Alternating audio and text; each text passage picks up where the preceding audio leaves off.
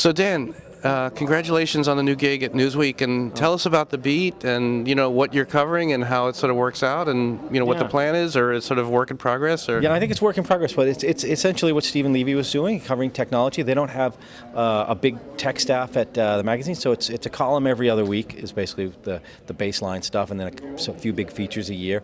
And even in the column, I'm trying to use it more kind of a news hole a little bit, to trying to keep stuff that's live and relevant to what's happening week to week. It's a little hard because we're, say closing on Thursday, and for a magazine on Monday, if something happens on a Wednesday that the dailies will have on Thursday, it's probably not still so fresh Monday, but you can do maybe a second day kind of story. But yeah, that's essentially the same as what Steven was doing, I think. Yeah. Now, Steven had great access to Apple and everything, and some say too much or not, but I don't know. Steven was on top of the Apple beat, so it must be interesting now covering them, and the fake Steve Jobs and so on. But how is covering Apple for you? Uncomfortable, I would say, and it's. They invited me to an event a couple weeks ago, and I went, and it was that event where they announced some iPods, and it was kind of a pointless thing anyway.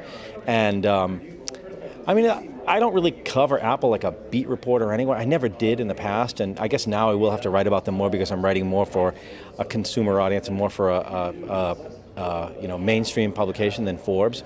But even at Forbes, it wasn't bad. They would send me review units of stuff. They just never talk about the fake Steve blog, and I don't talk about it, and they were fine. And now that I'm not doing the blog,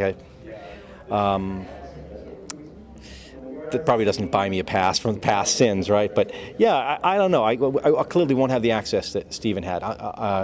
The argument I would make is that I don't know what good that access ever did Steven, but maybe he would argue differently.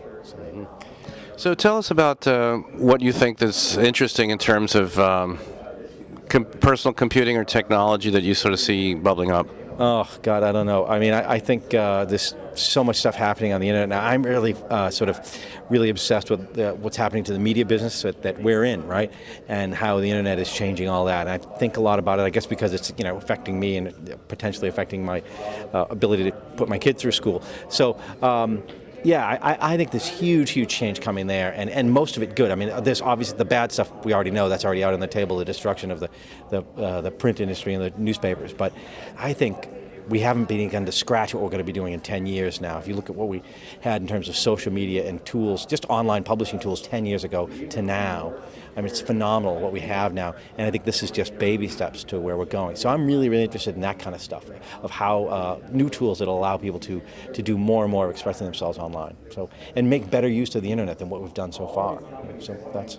Yeah, and how is it working for Newsweek? It's you must have a lot of latitude. Or I'm not sure if it's different than Forbes or the assignment's. The assignment is different. It's more of a consumer publication. Yeah. Well, the audience is very different, I think, and fitting in at Newsweek is a little different in that it's not a business magazine; it's a mainstream magazine.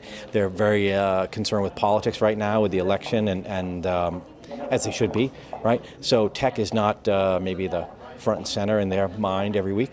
But it's different not writing for something that's not a business magazine, where Forbes was always about the bottom line and about dollars and about the business argument.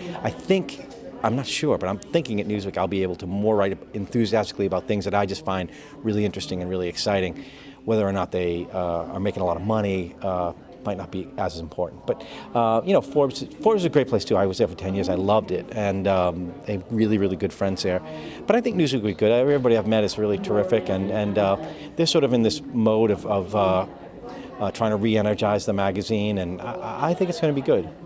Cool. And the book's coming out. Your book about the Steve options. It's coming out in paperback. So how does that look? Are you going to be promoting it, or as a publisher, or tell us a little bit how the book has worked out? I'm like the world's worst businessman. I have no sense of how to promote stuff, or I don't even know. But it's coming out. It looks really nice. It's instead of the hardcover was like a silver wrapper. The paperback is this black, very austere. It's what I think what the hardcover should have looked like. It's really cool. It's the same publisher, but they did a different cover. It's got also now, because it got reviews in hardcover, now they got all the nice blurbs on it, so it'll look a little cooler. But yeah, I don't know. No, I don't have any plans for a book tour. The publisher's pretty small. There's no budget. So. All right. Well, listen, Dan, it's great to see you, and congratulations on the new gig. Thank you. I appreciate it. All right, Dan. Thanks very much for being on BTV.